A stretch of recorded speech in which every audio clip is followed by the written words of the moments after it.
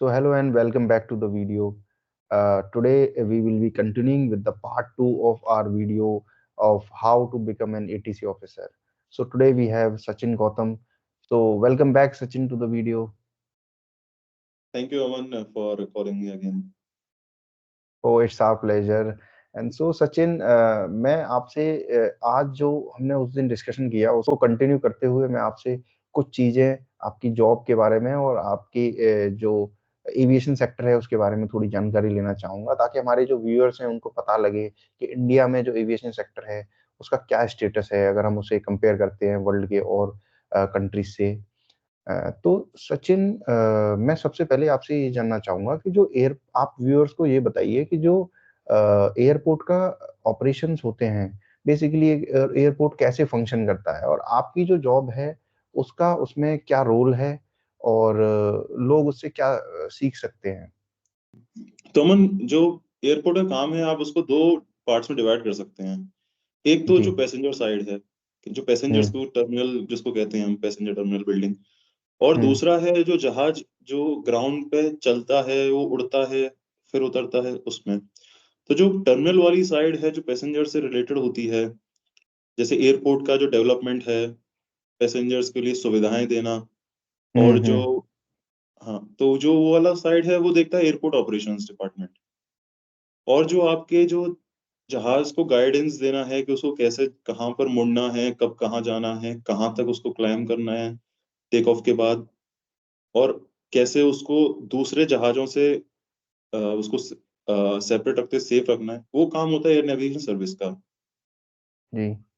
तो airport operations देखता है, जैसे मैंने बताया कि जितने भी आप टर्मिनल में सुविधाएं देख रहे हैं, या फिर जितना भी काम होता है एयरपोर्ट डेवलपमेंट का, जो अलग अलग टाइम टू टाइम, क्योंकि एक्सपेंशन होता रहता है, क्योंकि पैसेंजर जो है डिमांड बढ़ रही है, टाइम टू टाइम बढ़ रही है, तो आप एक जो बन गया एयरपोर्ट उसको तो आप कंटिन्यू कर नहीं सकते।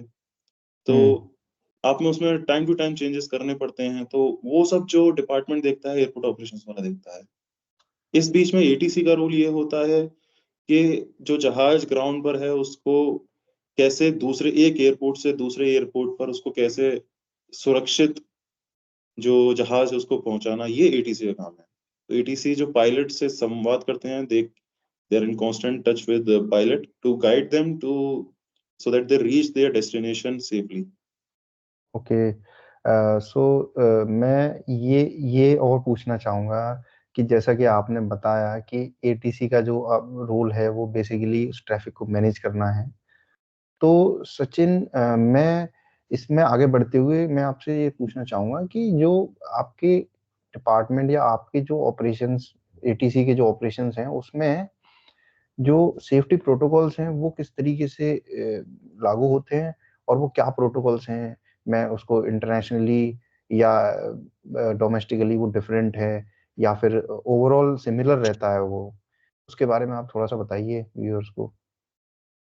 तो अमन, एक यूएन यूनाइटेड नेशंस की जो बॉडी है, हम्म। उसको international civil aviation organisation ICAO कहते हैं।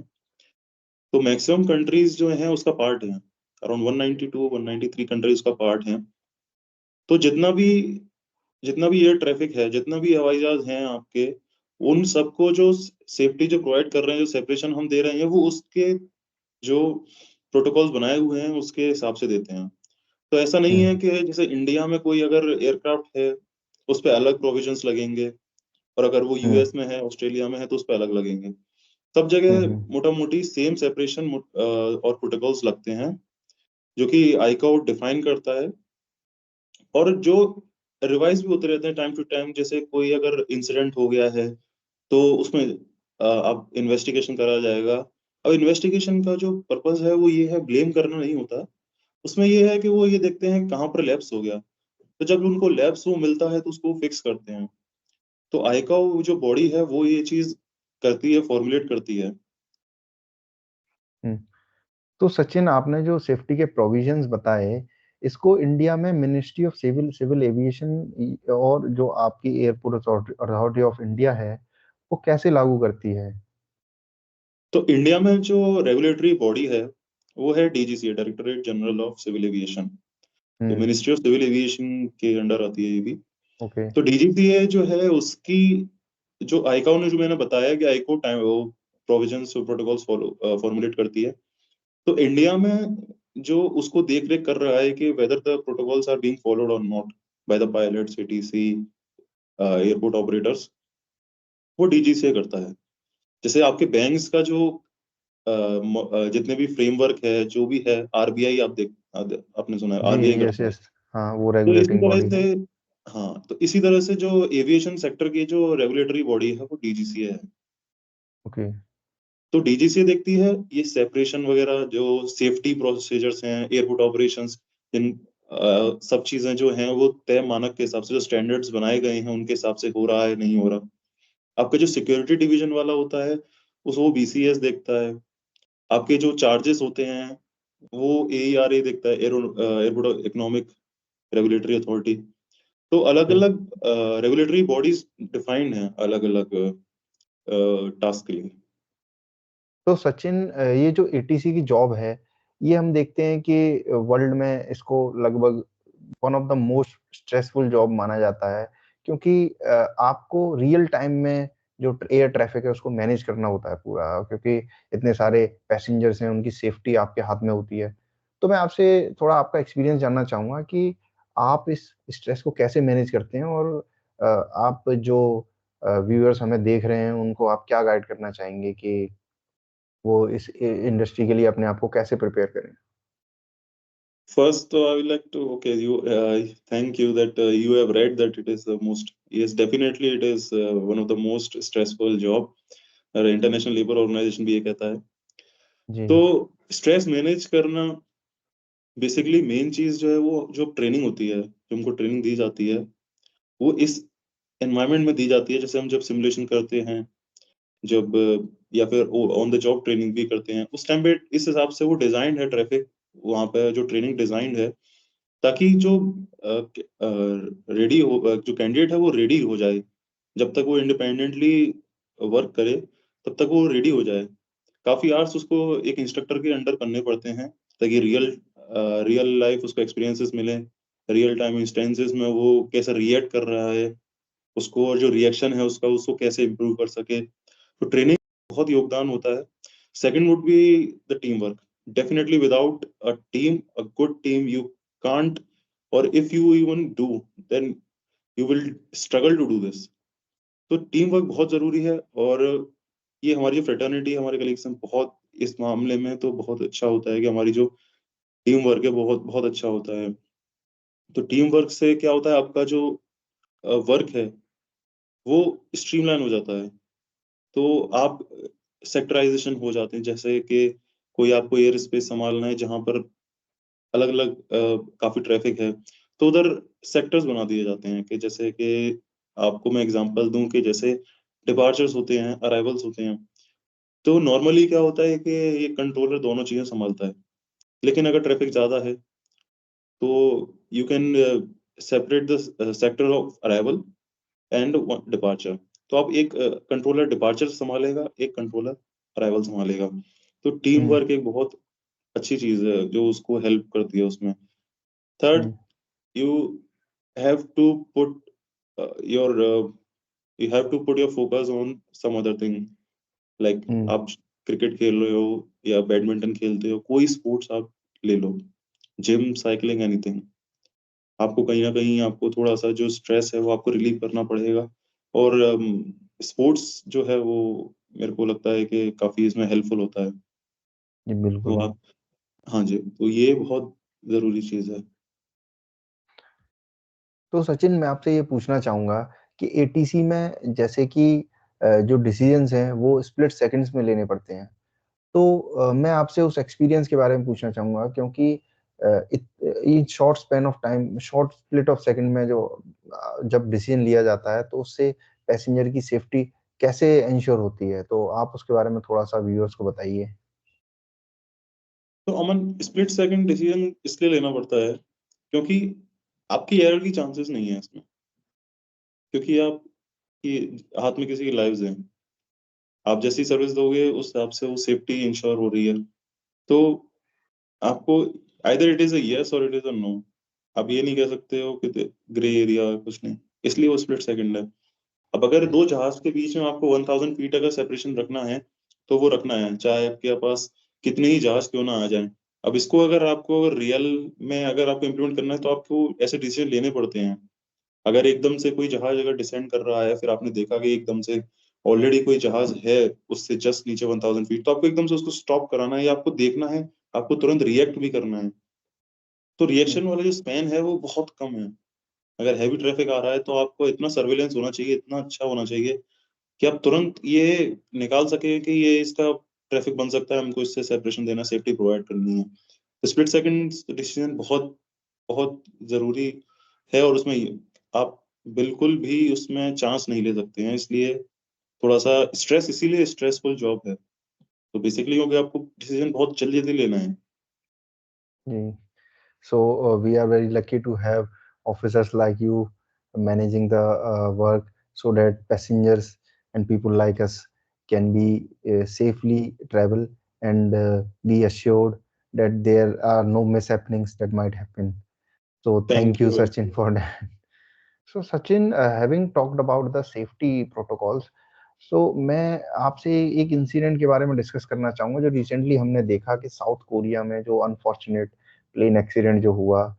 तो मैं आपसे ये जानना चाहता हूँ कि इस टाइप के केसेस में क्या शॉर्टकमिंग्स होती हैं जिन वजह से ऐसे एक्सीडेंट्स हो जाते हैं? तो आप व्यूअर्स को थोड़ा उसके बारे में बताइए। एक्चुअली साउथ कोरिया में जो इंसिडेंट हुआ था, जो अभी एक्चुअली कह नहीं सकते उसका फाइनल क्या, इन्वेस्टिगेशन अभी पेंडिंग है। तो जी। पर बेसिकली जो अभी न्यूज आ रही है उसके हिसाब से तो ये है कि टेक्निकल इशू था उसका, जो लैंडिंग गियर था, जो पहिए कहते हैं, जो पहिए हुँ। होते हैं जो एयरक्राफ्ट के, वो नहीं खुले थे। तो ड्यू टू दैट वो स्किड कर गया, रनवे पे आया था, उसके बाद वो स्किड कर गया, स्किड करने का तो फेंस में चला गया, जो कंक्रीट फेंस थी, वो वहां से वो जब टकरा के वो आग लग गई उसमें। तो साउथ कोरिया का तो अभी इन्वेस्टिगेशन पेंडिंग है, बट बेसिकली आपके जो इश्यूज हैं वो या तो टेक्निकल हो सकता है या हुँ। फिर कोई ह्यूमन इन्वॉल्व हो सकता है। अब टेक्निकल का तो एग्जांपल यही हो गया, जैसे कोई इंस्ट्रूमेंट फेल हो गया है। तो सचिन टेक्निकल फेलियर्स तो देखिए मशीन का पार्ट है, बाकी जो ह्यूमन का फेलियर है उसके बारे में आप थोड़ा-सा बताइए कि क्या उसमें फेलियर्स रहते हैं? तो ह्यूमन में मेन तो मिसकम्युनिकेशन हो जाता है। जैसे अभी जो अभी जो पहले लैंग्वेज बैरियर बहुत बड़ा था। जैसे अभी जी। इंडिया में तो इंग्लिश बोलते हैं, यूरोप में इंग्लिश बोलते हैं, यूएस में इंग्लिश बोलो, ऑस्ट्रेलिया में। लेकिन अब आप देखिए कि हुँ। चाइना में चाइनीज मैंडरिन जो लिपि है, चाइनीज हुँ, ज्यादा हुँ। बोली जाती है, जापानीज बोलते हैं। तो अलग अलग आप देखोगे अपनी अपनी अपनी लैंग्वेजेस अपनी। तो इशू क्या होता है कि जो काफी जो सारे अलग अलग देश से लोग आ रहे हैं, सबकी अपनी अपनी भाषाएं हैं, और वो इंटरनेशनली ले भी जा रहे हैं। तो ऐसे इंडिया में भी एक इंसिडेंट हो गया था, चरखी दादरी जिसको कहते हैं। तो वहां पर दो इंटरनेशनल एयरलाइन में मिसकम्युनिकेशन हो गया था। तो एक कजाकिस्तान की थी। तो उसके बाद से क्या हुआ कि जो इंग्लिश लैंग्वेज है वो मैंडेटरी कर दी थी, एक फिक्स्ड लेवल दे दिया था आईकाओ ने कि this much level of English proficiency is required. तो ये आप एक मान लीजिए कि जैसे ये, अगर ये जैसे एक ह्यूमन वाला फेलियर हो जाता है।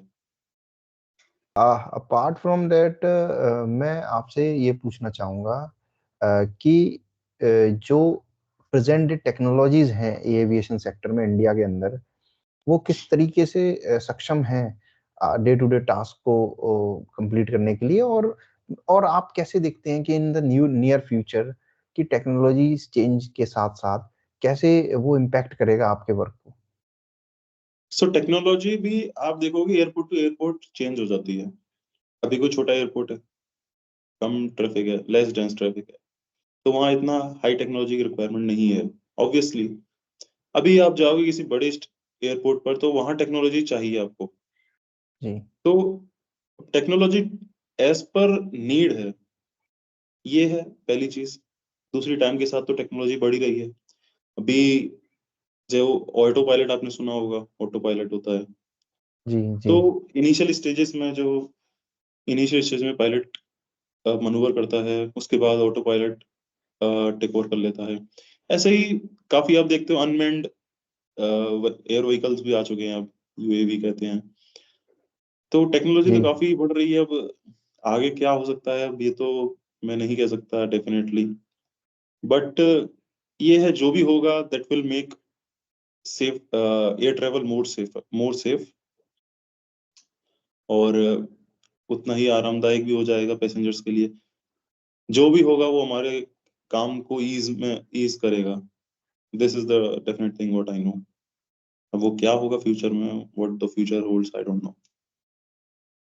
So having said that, I would like to ask you कि जो इंडिया के अंदर एविएशन सेक्टर में जो प्राइवेट पार्टनरशिप है गवर्नमेंट के साथ, वो किस तरीके से है? और आप उस पे थोड़ा इलैबोरेट कीजिए कि नियर फ्यूचर में जो पॉलिसीज हैं, वो किस तरीके से इम्पैक्ट करेंगी ओनरशिप को लेकर, और गवर्नमेंट का क्या स्टैंड है इस पर? सो बेसिकली जो मैंने आपको बताया था एयरपोर्ट ऑपरेशंस और एयर नेविगेशन सर्विस, जी। तो जो पब्लिक प्राइवेट पार्टनरशिप अभी हो रही है उसमें जो एयरपोर्ट ऑपरेशंस वाला जो डिपार्टमेंट है, उसमें जो प्राइवेट एंटिटीज जो इंटरेस्टेड हैं उनको इन्वॉल्व किया जा रहा है। जैसे दिल्ली हो गया, मुंबई हो गया, हैदराबाद है, जी। बेंगलोर है, कोचिन है। तो यहाँ पर आप देखेंगे जो ऑपरेशंस का काम है वो कर रहे हैं प्राइवेट प्लेयर्स, और जो नेविगेशन सर्विस देनी है वो कर रही है एयरपोर्ट अथॉरिटी। क्योंकि अभी एयर नेविगेशन सर्विसेज जो इंडिया में प्रोवाइड करना है वो ओनली सोलली एयरपोर्ट अथॉरिटी के पास है। तो जी। पब्लिक प्राइवेट पार्टनरशिप में क्या होता है कि एक जॉइंट एक अमेलगम बनाया जाता है, जिसमें जैसे अब दिल्ली का आप देखेंगे तो उसमें एयरपोर्ट अथॉरिटी भी है, फिर एक जीएमआर ग्रुप है, फिर और भी कुछ परसेंटेज स्टेक होल्डर्स हैं। तो जो प्राइवेट प्लेयर करता है वो देखता है कि जो एक्चुअली जो पब्लिक प्राइवेट पार्टनरशिप है वो इस चीज पे फोकस करती है कि जो रिसोर्सेज हैं, जो पब्लिक रिसोर्सेज हैं, और efficiency of the private players, ये कंबाइन होके एक बेहतर सुविधा, बेहतर सर्विस कस्टमर्स को मिले जो कि हमारे पैसेंजर्स हैं। तो उसके लिए पीपीपी मॉडल और काफी अच्छा भी हो रहा है। आप देखेंगे कि जो डेवलपमेंट वगैरह है, जो इंडिया में जो ग्रोथ है उसको सस्टेन करने के लिए थोड़ा सा ये जरूरी भी था कि जो एफिशिएंट है जो प्राइवेट प्लेयर्स उनको लाया जाए। तो गवर्नमेंट अभी प्लान कर रही है नेशनल मोनेटाइजेशन जो पाइपलाइन बना था उसमें भी और भी फर्दर प्राइवेटाइजेशन होगा एयरपोर्ट ऑपरेशंस का। So Sachin, having discussed about it, I would like to ask you कि आप जो इंडिया का एविएशन इंडस्ट्री का जो फ्यूचर है उसको कैसे असेस करते हैं? तो मैं आपसे ये जानना चाहूँगा कि अगर हम कंपेयर करें कि इंडिया की ग्रोइंग एयर ट्रैवल टाइम को और इंडिया की रिक्वायरमेंट्स, जो ग्रोइंग एयर एविएशन इंडस्ट्री की जो रिक्वायरमेंट्स हैं वो बढ़ती जा रही हैं, तो उसको कंपेयर करें तो इंडिया क्या मतलब इस चीज़ को कैसे मैनेज कर रहा है, इसके बारे में थोड़ा जानना चाहूँगा। तो अमन, इंडिया की जो एयर जो डिमांड है वो काफी ज्यादा हाई हो गई है इस टाइम पे, और वो सबका जो है वो मिडिल क्लास की जो ग्रोथ हुई है उसकी वजह जी। से जो एविएशन का जो फ्यूचर है इंडिया में बहुत ब्राइट है। और इवन सम एक्सपर्ट्स से that India may surpass United States of America and China by 2030। Okay. तो पैसेंजर फुटफॉल बढ़ रहा है कंटिन्यूसली। आप देखते हैं कि जो एयरपोर्ट्स हैं, बड़े बड़े एयरपोर्ट्स हैं, वो अब अपनी जो उनकी कैपेसिटी थी जिसके लिए वो डिजाइन किए गए थे उन पे रीच कर चुके हैं। तो जैसे आपने देखा कि दिल्ली का एयरपोर्ट है, मुंबई का है, ये अपनी जो कैपेसिटी थी वो रीच कर चुके हैं या करने वाले हैं इन नियर फ्यूचर। उसकी वजह से गवर्नमेंट को अल्टरनेट इनके प्लान भी बनाने पड़े हैं एयरपोर्ट के। जैसे दिल्ली का के पास एक जेवर एयरपोर्ट डेवलप किया जी। जा जी। रहा है, और छत्रपति शिवाजी महाराज का जो मुंबई वाला एयरपोर्ट है उसके पास नवी मुंबई का एक नया एयरपोर्ट डेवलप किया जा रहा है। तो काफी जो पैसेंजर फुटफॉल बहुत बढ़ रहा है, और all thanks to the growing middle class. और ये एक्सपेक्टेड है काफी बढ़ेगा, और काफी स्कीम्स भी हैं गवर्नमेंट की जिसकी वजह से भी आप कह सकते हो कि जी, बढ़ रहा बिल्कुल, है। बिल्कुल। तो सचिन, मैं आपसे ये जानना चाहूँगा कि इंडिया का जो एविएशन सेक्टर का इंफ्रास्ट्रक्चर है, वो अगर हम कंपेयर करें जैसे यूएस के साथ, तो वो कहाँ स्टैंड करता है? भाई यूएस से कंपैरिजन करना तो मेरे हिसाब से सही नहीं होगा। वहाँ अराउंड 5000 एयरपोर्ट्स हैं। हम्म। हालांकि India is been improving with quite a high speed. आप देखिए 2014 से 2024, इस 10 सालों में जो एयरपोर्ट्स का नंबर है वो जस्ट डबल हो गया है। तो हम्म। काफी इम्प्रूव कर रहे हैं हम लोग। But comparison is the thief of joy, I will say. Comparison नहीं करते हैं अपने। We should look into our statistics. तो 2014 से 24 तक काफी एयरपोर्ट्स में मल्टीफोल्ड हो गया है, 2 टाइम्स हो गया है। और दूसरा, अभी हम्म। गवर्नमेंट की जो स्कीम आई है आरसीएस उड़ान 2016 में जो आई थी, नेशनल एविएशन प्लान में, वो एक बहुत ही इम्प्रूव, मतलब आप कह सकते हैं एक बूस्ट था इंडियन एविएशन सेक्टर के लिए। अब ये जो छोटे छोटे एयरपोर्ट्स हैं, वो पहले एयरपोर्ट्स नहीं होते थे। अब आप देखिए कि जो आपके घर के आसपास 200 किलोमीटर में कोई ना कोई एयरपोर्ट जरूर होगा। पहले क्या था, हम्म। मुंबई, दिल्ली, बैंगलोर, हैदराबाद, हम यही सुनते थे, जयपुर, लखनऊ। अभी आप देखिए छोटे छोटे जो जबलपुर है, आप देखिए जबलपुर भी एक एयरपोर्ट है, हम्म। झरसुगुड़ा एक एयरपोर्ट है, छोटे छोटे एयरपोर्ट हैं वहां पर भी। और कंटिन्यूस मूवमेंट, ऐसा नहीं है कि कोई हफ्ते में एक बार कोई फ्लाइट आ रही है, ऐसा नहीं है। आपको डेली फ्लाइट्स मिल जाएंगी किसी बड़े बड़े शहरों से। तो जो गवर्नमेंट का जो स्कीम थी to connect these small cities with the metropolitan, इसने हम्म। बहुत हेल्प किया है। और इसमें जो गवर्नमेंट ने कैसे किया है ये मैं आपको बताऊंगा। ये जो स्कीम है गवर्नमेंट की, आरसीएस रीजनल कनेक्टिविटी स्कीम, उड़े देश का आम नागरिक। तो government hmm. Basically compensate for the losses of the airline. तो जो प्राइवेट एयरलाइन है वो तो बिजनेस मॉडल है, तो अगर उनको लॉस हो रहा है तो गवर्नमेंट उनको कंपेंसेट करता है। तो ये जो उनका जो डिफरेंस आता है लॉसेस का, वो गवर्नमेंट कंपेंसेट करता है। तो कनेक्टिविटी अंडर सर्व्ड एरियाज की बढ़ रही है। और आप देखिए उसके जो रिपोर्ट है आईकाओ की, उसके हिसाब से जो हम्म। एयरपोर्ट, अगर कहीं पर हम्म। एयरलाइन इंडस्ट्री या एयरपोर्ट से रिलेटेड कोई भी जैसे एविएशन सेक्टर आता है, हम्म। हम्म। तो उसका जो मल्टीप्लायर इफेक्ट है वो बहुत ज्यादा है। आपकी जो इनकम है वो अराउंड 3 टाइम्स तक है, और एम्प्लॉयमेंट जनरेशन अराउंड 6 टाइम्स है। तो अगर आप समझिए कि अगर एविएशन सेक्टर कहीं पर आया है, 100 रुपये आपने लगाए हैं, तो हम्म। 300 रुपये का आपको फायदा होगा इकोनॉमिकली, और उससे जो जॉब क्रिएशन है वो भी 6 टाइम्स है। हम्म। तो अगर कोई डायरेक्ट 6 टाइम्स जो है वो इनडायरेक्ट वो इंक्लूडेड है, not direct jobs only. Direct jobs तो एयरपोर्ट वाले हो गए, इनडायरेक्ट आर देयर कि कोई, जैसे आप मान लीजिए कि कैंटीन सर्वर्स हो गए, हम्म। या फिर टर्मिनल बिल्डिंग में जो इनडायरेक्ट हैं, यस अनऑर्गेनाइज तो। सेक्टर है आपका। हाँ, ओके। यस। तो उसका बहुत एक, आप समझते एविएशन सेक्टर एक, यू कैन से बहुत बड़ा एक ड्राइविंग फैक्टर बन जाता है इकोनॉमी के लिए। तो इंडिया बिल्कुल। में जो कनेक्टिविटी इशू जो था पहले, अंडर सर्व्ड एरियाज थे, वो आरसीएस उड़ान से काफी हद तक कम हो गए हैं। मैं ये नहीं कहूंगा कि सारे के सारे जो अंडर सर्व्ड एरियाज हैं वो बड़े शहरों से सारे कनेक्ट, लेकिन एक एक बड़ा शहर होगा ताकि जहां से उनको कनेक्टिंग फ्लाइट मिल सके। अभी जैसे फॉर एग्जांपल आपका कोई रिमोट लोकेशन है, जैसे अभी एग्जांपल जैसे अलीगढ़ है एक, अगर वहां से कोई फ्लाइट चल रही है, तो आप बड़े शहर से कनेक्ट कर सकते हो और वो उस बड़े शहर से आप दूसरे मेट्रोपॉलिटन में तो जा सकते हो कम से कम, अगर डायरेक्ट फ्लाइट नहीं है तो भी। तो काफी हेल्पफुल स्कीम रही है हम्म। वो।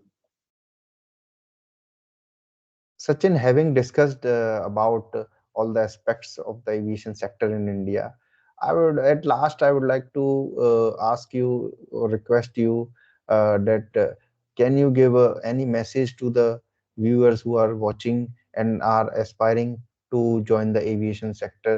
कि क्या ये मतलब एक बहुत ही अच्छा करियर रोल हो सकता है उनके लिए, और इसमें अ, वो कैसे मतलब प्राउड फील कर सकते हैं कि वो अपने कंट्री के लिए काम आ रहे हैं? तो उसके बारे में थोड़ा-सा आप बताइए।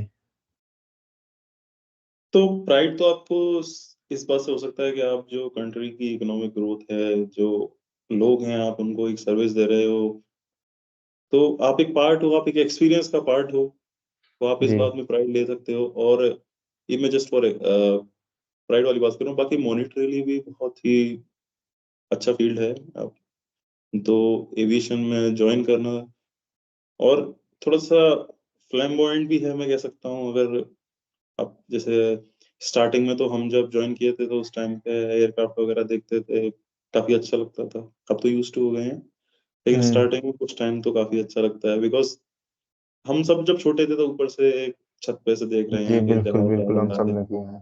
हाँ, हुँ, हेलीकॉप्टर हुँ। में कोई कोई पॉलिटिशियन आ रहा है, कुछ आ रहा है। अब आप रेगुलर उसको देख रहे हो, अलग-अलग टाइप के एयरक्राफ्ट आते हैं, और बिलीव मी आज भी अगर कोई नए टाइप का एयरक्राफ्ट आता है, मैं आज भी उतना ही एक्साइटेड हो जाता हूँ। तो काफ़ी अच्छा लगता है। और एटीसी के पर्सपेक्टिव से मैं देखूँ, व्हेन आई मैं अब जब जॉब पे जा रहा हूँ, तो मेरी जॉब स्टार्ट होती है जब मैं हेडसेट लगाता हूँ। और पूरा उस टाइम जो मैं पूरा एकदम फुली इन्वॉल्व्ड होके जब मैं अपना पूरा काम वगैरह करता हूँ, उस टाइम का पता ही नहीं चलता है कि आपका 1.5 घंटा, 2 घंटा निकल गया कब। उसके बाद when you take a break, so it is mandatory, आप कंटीन्यूअस मोर देन 2 आवर्स से ज़्यादा आप काम नहीं कर सकते हो according to DGCA guidelines. Hmm. तो जब उसके बाद आप ब्रेक लेते हो, तो once you remove your headset, तो आपका काम वहाँ पर खत्म हो चुका है। तो ये काफ़ी अच्छा लगता है कि you don't carry your work to your home. तो जो वर्क लाइफ बैलेंस है वो भी अच्छा रहता है।